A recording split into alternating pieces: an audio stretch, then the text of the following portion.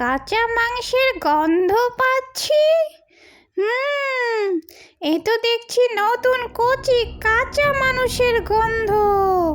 কতদিন মানুষের মাংস খাই না, আজকে অনেক দিন পর মানুষের মাংস খাবো। মেয়েটা তো এদিকেই আসছে দেখছি। আসুক, আজকে ওর ঘর মোটকে মাংস খাবো, ওর রক্ত খাবো। কি রে, আমার আস্তানা দিয়ে তুই কোথায় যাচ্ছিস? আমাকে দেখা না দিয়ে আজকে তোর ঘাড় মটকাবো। কে আপনি? আমাকে ছেড়ে দেন, আমাকে ছেড়ে দেন। না, তুই অনেক সুন্দরী আছিস। আমি তোর রূপ ধরে তোর বাড়িতে যাব। তুই সেজে আমি ওই বাড়িতে থাকবো আর ভালো মন্দ খাবার খাবো। আমাকে ছেড়ে দেন, আমি বাবা মার কাছে যাব, আমাকে ছেড়ে দেন।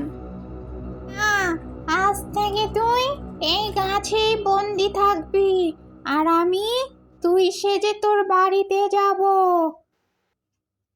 ডাইনিটা হাঁটছে আর মনে মনে ভাবছে এখন সে কোন দিকে যাবে। সে তো ছুটকির বাড়ি চিনে না। একটু পরেই রাতুল ছুটকিকে দেখতে পেল, তখন তাকে ডাক দিল। কিরে ছুটকি, ওইদিকে কোথায় যাস? দাঁড়া দাঁড়া, আমি আসতেছি, ওইখানেই দাঁড়া।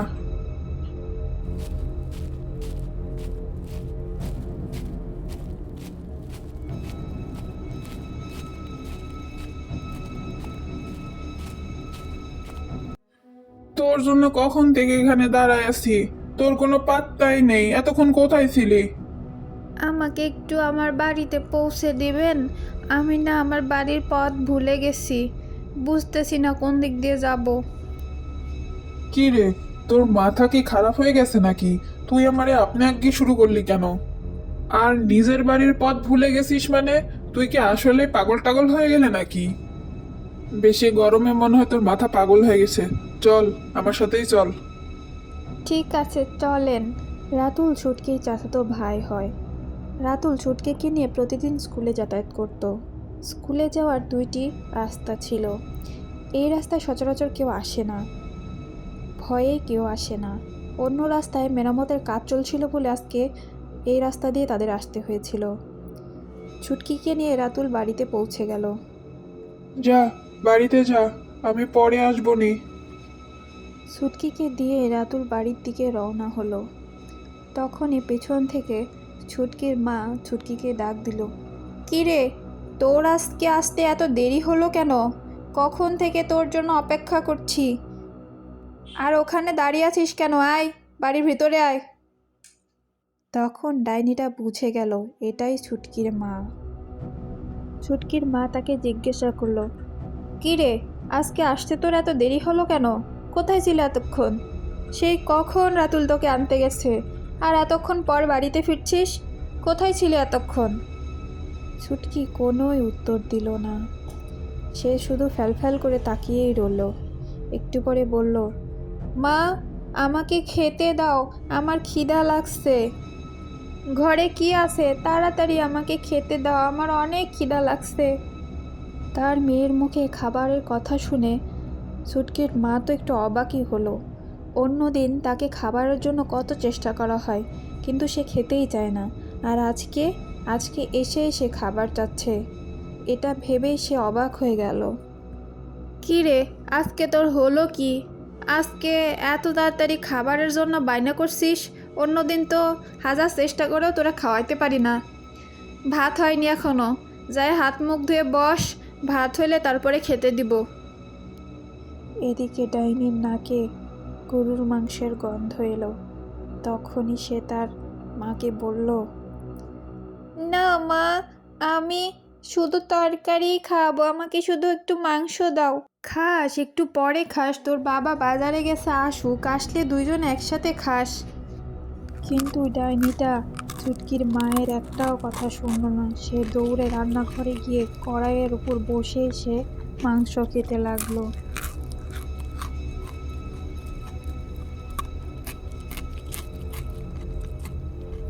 কি রে তুই এ কি করছিস? তুই কড়াইয়ে বসে খাচ্ছিস কেন? বাড়িতে তো আরো মানুষ আছে, তারা খাবে না? তুই এইভাবে খাচ্ছিস কেন? মনে হচ্ছে কতদিন খাসনি। মা, অনেক খিদা লেগেছিল, তাই খেয়ে ফেলেছি, কিছু মনে করো না মা। তোকে খাবারের জন্য কত জোর করি, খাস না, আর আজকে কিভাবে খাচ্ছিস? আরে তোকে আজকে কেন জানি অস্বাভাবিক লাগছে। তোকে দেখে মনে হচ্ছে না তুই আমার মেয়ে, মনে হচ্ছে তুই ডাইনি হয়ে গেছিস। এটা ছুটকির মায়ের কথা শুনে একটু ঘাবড়ে গেল। সে ধরা পড়ে গেলে তো বিপদ আছে। আর এমন হবে না মা। কিছুক্ষণ পর কৃষক বাড়িতে আসলো।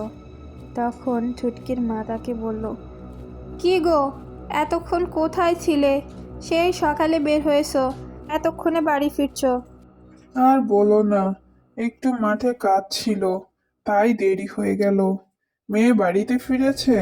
বাড়িতে তো ফিরেছে, কিন্তু তোমার মেয়ে আজকে যা কাণ্ড করেছে, একটু বকাও দিয়েছি। যাই হোক, কালকে একটু মাংস নিয়ে এসো তো, ওর মনে হয় অনেক মাংস খেতে মন গেছে। ঠিক আছে, আমি কালকেই মাংস নিয়ে আসবো, তুমি চিন্তা করো না। যাও এখন ভাত বাড়ো, আমি একটু হাত মুখ ধুয়ে আসি। পরের দিন কৃষক মাংস এনে কাঁচা মাংস রান্নাঘরে রেখেছে। তখন ডাইনিটা, আহ, এত সুন্দর কাঁচা মাংসের গন্ধ, আমি কি বসে থাকতে পারি? আজকে মজা করে মাংস খাবো। এ হে হে। ডাইনিটা সব মাংস খেয়ে সেখান থেকে চলে গেল। একটু পর রান্নাঘরে ছুটকির মা মাংসটা নিতে আসলো রান্না করার জন্য। এসে দেখে শুধু পাত্রটা পড়ে আছে, কোনো মাংস নেই। হায় হায়, একটাও যে মাংস নেই, মাংসগুলো গেল কোথায়? এই হুলো বিড়ালটাই মনে হয় এসে সব মাংস খেয়ে ফেলেছে। জানালাটাও যে কেন যে খুলে রেখে গেলাম। এখন আমি কি রান্না করব? যাই, ছুটকির বাবাকে যেয়ে বলে আসি।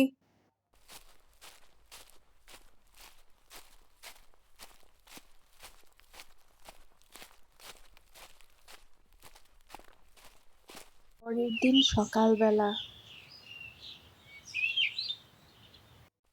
ছুটকির বাবা বাজার থেকে বড় একটা মাছ কিনে সেই রান্নাঘরে রাখতে আসলো।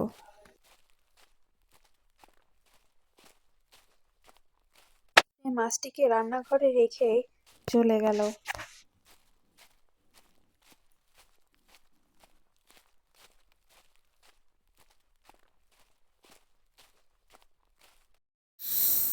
একটু পর ডাইনিটা মাছের গন্ধ পেয়ে আবারও রান্নাঘরে আসলো। এ হে হে। আজকে আবার মাছের গন্ধ। হুম, আজকে মজা করে পেট ভরে মাছ খাওয়া যাবে।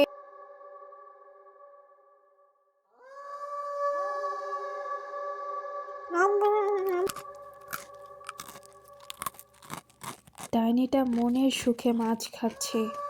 এদিকে ছুটকির মা রান্নাঘরে টুকটাক আওয়াজ পেয়ে রান্নাঘরের দিকে আসলো। রান্নাঘরে এসে দেখে, হে কি কাণ্ড, এ তো একটা ডাইনি। ডাইনি এসে মাছটা খেয়ে ফেলছে, তা আবার আস্ত কাঁচা মাছ। ছুটকির মা কিছু না বলেই চুপ করে সে তার স্বামীকে সব কিছু বলতে গেল। সে কৃষককে সব কিছু বলছিল। সেই প্রথম দিন থেকে আজ পর্যন্ত যা কিছু হয়েছে তার কাছে কোনো কিছুই স্বাভাবিক লাগছিল না। তারা কথা বলতেই পিছন থেকে রাতুল এসে হাজির হলো। ছুটকির মা, তুমি চিন্তা করো না, আমি সব কিছু দেখছি। আজকে তান্ত্রিক বাবার সাথে কথা বলতে হবে। রাতুল এসে বলল, আমিও সন্দেহ করেছিলাম, সেদিন ছুটকি আমাকে দেখে আপনি আজ্ঞে করতেছিল, সে তখনই বুঝেছিলাম যে কিছু একটা হয়েছে ছুটকির। ছুটকির মা বলল, ও যদি ডাইনি হয় তাহলে আমার ছুটকি কোথায়? ডাইনিটাকে জানে মেরে ফেলা যাবে না, তাহলে আমরা আমাদের ছুটকিকে আর খুঁজে পাবো না কোনো দিন। রাতুল, বাবা, তুই তান্ত্রিক বাবার কাছে যা, যে সব কিছু বল। উনি কি বলে, যা, এক্ষুনি যা তুই। রাতুল আর দেরি না করে তান্ত্রিক বাবার কাছে গেল, যে সব ঘটনা সে খুলে বলল কি হয়েছে।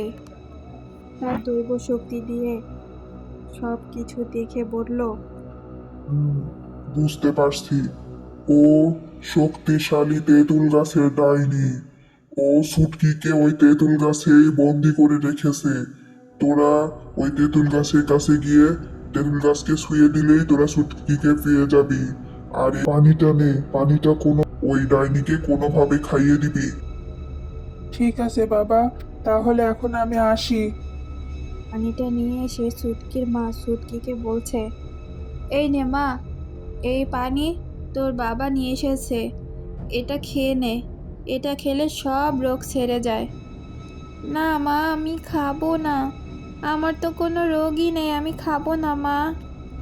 সুটকির বাবা বলল, তুই যদি এটা না খাস, আমরা মনে করবো তুই আমাদের মেয়েই না।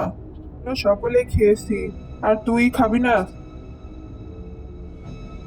সকলের কথা শুনে ডাইনিটা একটু ঘাবড়ে গেল। সে ধরা পড়ার ভয়ে সে বলল, ঠিক আছে মা, দাও, আমি এক্ষুনি খেয়ে নিচ্ছি, তোমরা যে কি যে করো না, দাও, এই নে। ডাইনিটা পানিটা নিয়ে ঢক ঢক করে খেয়ে নিল। একটু পর তার সারা শরীর জ্বলতে শুরু করলো। সাথে সাথেই ডাইনিটা তার আসল রূপে ফিরে আসলো, তার চেহারা পাল্টে গেল। আমাকে ছেড়ে দে তোরা, আমাকে ছেড়ে দে বলছি, ছেড়ে দে। তোকে ছেড়ে দিতে পারি, কিন্তু তুই আগে বল আমাদের মেয়ে কোথায়? তুই আমাদের মেয়েকে মুক্তি দে।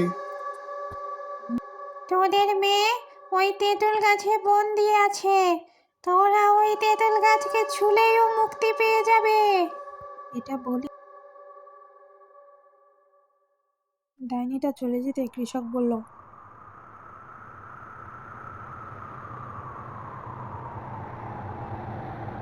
তারপর রাতুল সবাইকে নিয়ে সেই তেঁতুল গাছের কাছে গেল।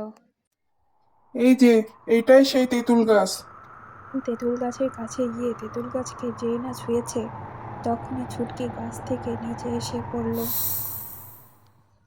তখনই ছুটকির মা বলল, এই তো আমার মেয়ে, আমরা আমার মেয়েকে পেয়ে গেছি, চলো ওকে নিয়ে এখন আমরা তাড়াতাড়ি বাড়ি যাই। ছুটকিকে পেয়ে সবাই তো অনেক খুশি।